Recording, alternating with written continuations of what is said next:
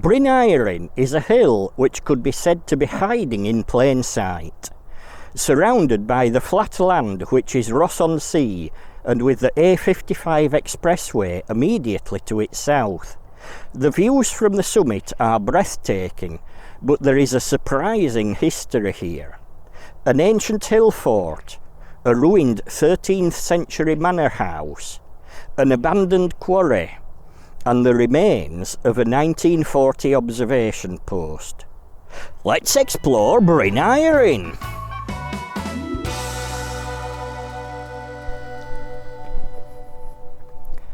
The abandoned quarry is easy to find from the dedicated car park for Bryn Euryn.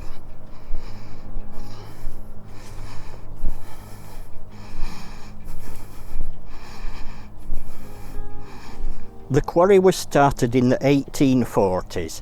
Little remains today. It appears the area has been landscaped. However, the rock faces are still prominent, and from my research it seems that occasionally climbers come along to scale the rock face. In its heyday, the quarry must have been quite important and busy. It is documented that a horse-drawn railway ran from the quarry to the seashore where there was a small jetty. The stone would be loaded onto ships here for transporting away. Nothing remains of the railway today, but the modern B5116 Rhos Road follows the line of the original track bed. Adjacent to, but a little hidden from the car park, we find the ruined remains of Llys Euryn, a fortified 15th century building with a small open courtyard in the centre. Some parts of the external walls remain today, along with this grand fireplace and chimney. During conservation works in the late 1990s, the ground was cleared of overgrowth. The layout of the rooms and courtyard were marked, which helps us to envision how this once grand home might have appeared. The house was constructed by a local Welsh family who were both successful and prolific. But by the early 17th century, their fortunes were beginning to wane, and they were forced to sell the house, although they continued to live here. The house is shown in a survey of 1763, but it is likely by then it had become abandoned. As was commonplace hundreds of years ago, much of the building materials would have been taken for reuse elsewhere, and it is likely that what we see today is relatively unchanged for a few hundred years. Except for one small detail. When the quarry was operational in the 1800s, it is said that the site was used for storing blasting materials. It is a widely held belief, but not a certainty, that this building replaced an older one. We know that somewhere around here in the 13th century was the palace of Ednyfed Vychan. Ednyfed was doubtless an important person. He was an important landowner, and he was a senior worker for the Welsh princes Llywelyn the Great and his son Dafydd ap Llywelyn. The original building could have been of timber construction, and it is believed that it was burnt to the ground in 1409 during the revolt of Owain Glyndŵr.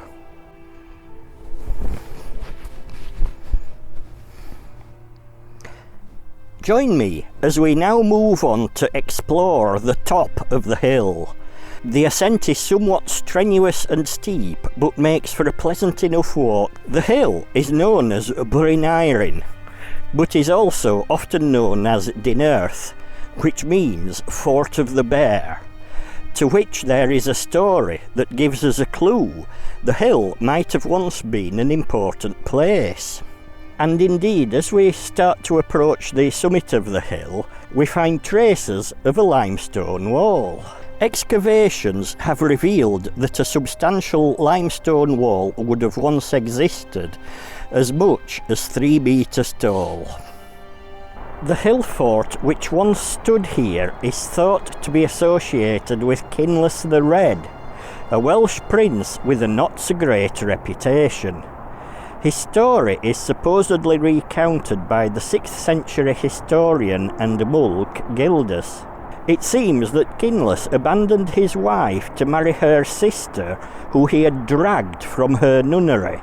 Gildas goes on to describe Llys as the bear, red butcher, and charioteer of Dinarth. He writes, "You bear, you rider, and ruler of many, and guider of the chariot which is the receptacle of the bear." He then goes on to write of Llys abandoning his wife. "One who has thrown out of the doors your wife, and lustfully desires her detestable sister, who had vowed the everlasting chastity of widowhood." Without doubt, the hilltop sits in a commanding position with breathtaking and extensive views, not only of the immediate area, but of much further away also. So far, we've discovered local history dating back to the 6th century, but doubtless this site was important before even then. As we stand here looking towards the Welsh Mountain Zoo, below us is the modern-day route of the A55 expressway and the North Wales Coast Railway line, nestled in the bottom of a valley. Nant Semper is said to be the likely location of a Roman battle. In the year 61, a large number of Romans were attacking and suppressing the peoples of Anglesey. However, elsewhere in England, the Romans were facing a major revolt led by Boudicca. The Romans were in turmoil. The Roman cities Colchester, London and St Albans were destroyed. There was a very real possibility that the Romans could be driven out of Britain completely. In a state of panic and the urgent need for reinforcements, the Roman legions in North Wales were recalled. Whilst marching back through Wales towards England, they passed through this valley. But they were ambushed by Celtic warriors, screaming and shouting as they ran headlong into the Roman column. In the battle which ensued, the second in command of the Romans, Sempronius, was killed.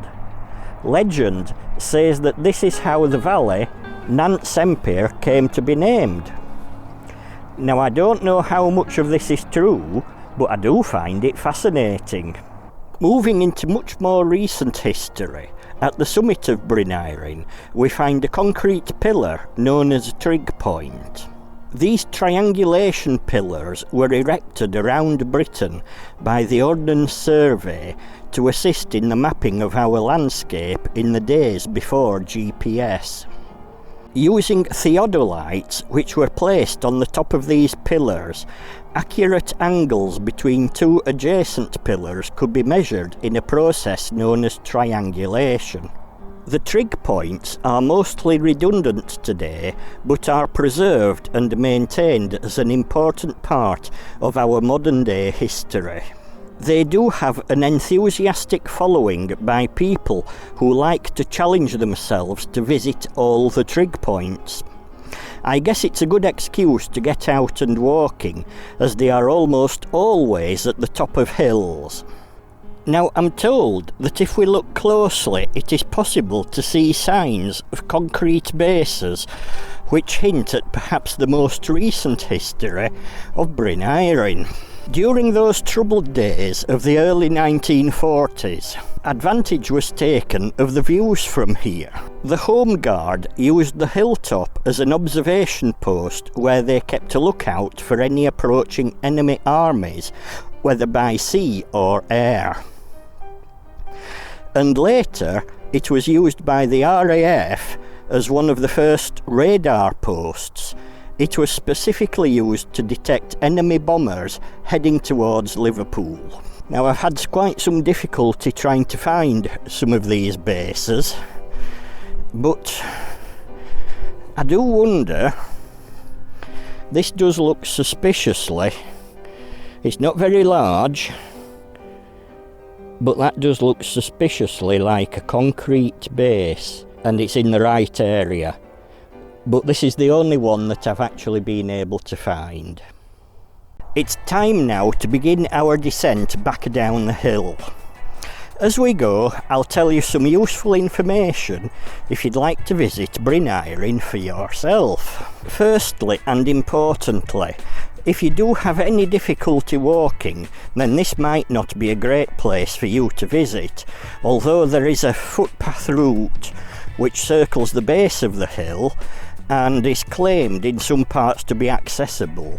However, I would be inclined to disagree with that. It is mostly steep climbs, steps and uneven ground, which does get muddy when it rains. Nope, I don't think this is the right path. Anyway, downwards and onwards. Aha, we found a footpath.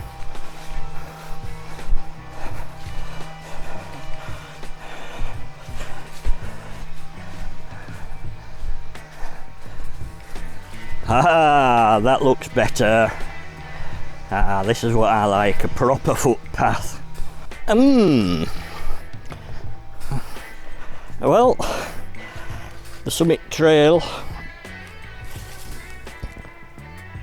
clearly goes to the right.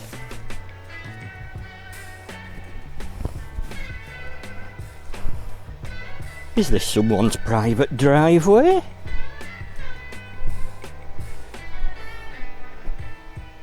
Well, that's a bit random.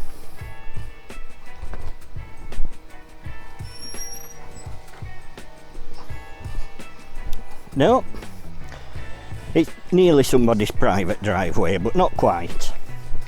It actually is the footpath. Well, it's good to know there's an easier way down. Ah, I'm not going to be done by though. I'm going the hard way. Sounds more fun.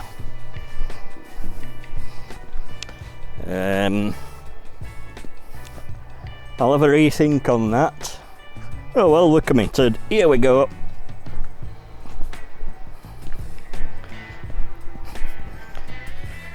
It's like the 99 steps to Whitby. Oh, flipping heck, I forgot to count. If you know how many steps there are, leave us a note in the comments section below. Because I'm not going back up to count them again. Oh. Oh. Made it.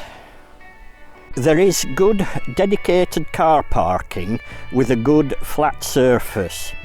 Of course, a small charge is payable.